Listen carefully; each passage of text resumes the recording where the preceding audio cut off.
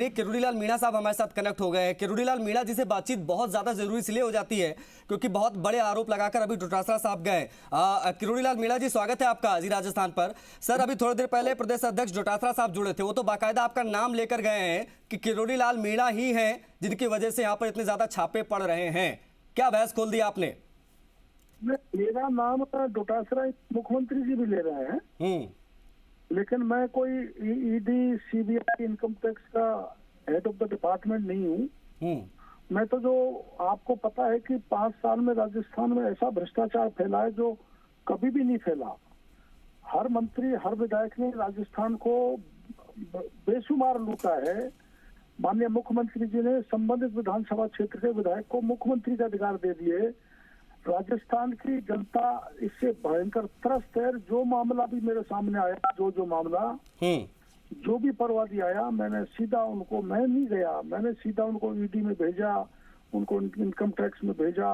बार बार मुख्यमंत्री जी को कहा कि मुख्यमंत्री जी, जल जीवन मिशन में भयंकर घोटाला हो गया, माइंस में हो गया, डीओआईटी में हो गया, पेपर लीक में 17 पेपर लीक हो गए, रीट जैसे पेपर में करोड़ों का घोटाला कर डाला। इसकी सीबीआई की जांच करा। जब मुख्यमंत्री जी ने नहीं सुनी तो फरियादी, परवादी ईडी में गए। ईडी आ रही है और जिन्होंने बेशुमार धन इकट्ठा किया है वो अपनी इंफॉर्मेशन पे आईटी आ रही है। इसमें हमारा कोई लेना देना नहीं है।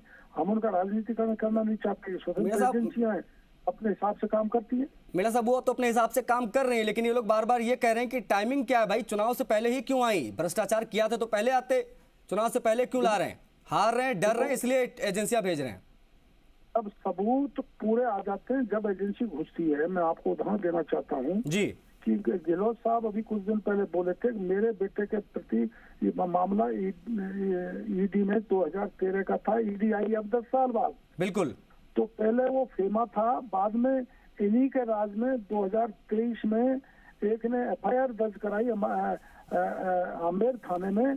तो बिना एफआईआर के ईडी घुसती नहीं है। जब थाने में एफआईआर दर्ज हो गई तो ईडी आ गई। मई में दर्ज हुई, अब ईडी आ गई। तो कोई शुरुआत तो नहीं हुई है, कोई पुरानी नहीं है।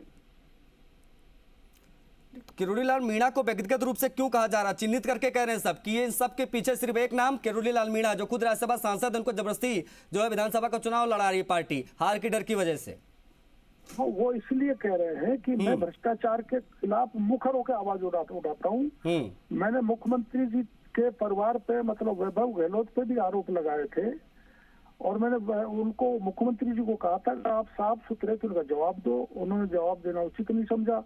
प्रकरण हमने ईडी में भेज दिया और ईडी कार्रवाई कर रही है। मैं भ्रष्टाचार के सख्त खिलाफ हूँ और भ्रष्टाचार के हर मुद्दे को उठाता हूँ। पहले आंदोलन करता हूँ, सरकार का ध्यान आकर्षित करता हूँ।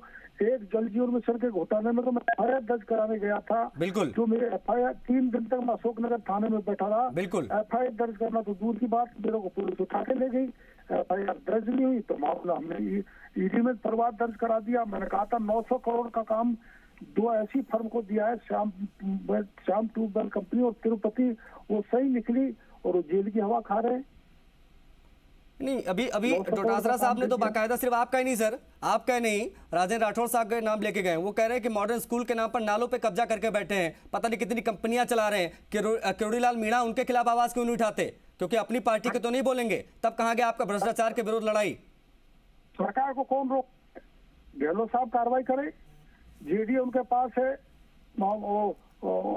योगी आदित्यनाथ का था पंजाबी उनके पास है, उनको कौन रोक रहा है कार्रवाई करने से? ये तो बड़ी चीज है। वो तो मेरी पार्टी का व्यक्ति भ्रष्टाचार फैला रहा है, इरेगुलरिटी कर रहा है, कोई गड़बड़ कर रहा है, तो पहले काम तो राजस्थान की पुलिस का है, राजस्थान की सरकार का है, वो करे। कौन रोक रहा है? एसीबी का है, एसओजी का है, राजस्थान की पुलिस का है, कार्रवाई करें। अरुण चतुर्वेदी जी भी बने हुए हैं। मीणा साहब बात नहीं है। हाँ, तो ईडी में शिकायत करें या प्रकरण को सीबीआई में। ईडी हमारी कहां सुनेगी? वो तो ईडी, वो कह रहे हैं ईडी, इनकम टैक्स, तमाम जो संवैधानिक एजेंसियां हैं उसका दुरुपयोग तो बीजेपी कर रही, तो हमारी कहां सुनवाई होगी, ये कह रहे हैं वो लोग। ना, सारे पेपरों को लीक करके करीबन 67 लाख बच्चों का भविष्य तबाह कर दिया। गहलोत साहब ने क्या कार्रवाई की? डीपी जारोली ने ये कहा कि इसमें मैं नहीं हूँ, इसमें बड़े बड़े नेता हैं और मैंने आरोप लगाया थी 3 मंत्री 6 एमएलए उसके बाद डीपी जारौली को क्लीन चिट दे दी, तो मजबूरी में हमको ईडी जाना पड़ा। इसमें ईडी आई है। आप सीबीआई नहीं कराओगे, आप एसओजी से जांच नहीं कराओगे, आप एसीबी से जांच नहीं कराओगे, उसमें भी एसओजी के अधिकारी मिलने और लड़कों के भविष्य को लूटे। मैंने एसओजी के जांच अधिकारी पर आरोप लगाया था कि ये निर्दोषों को फंसा रहा है, दोषियों को बचा रहा है, पेपर लीक में शामिल है। एसओजी ने कतई नहीं दिया। अरुण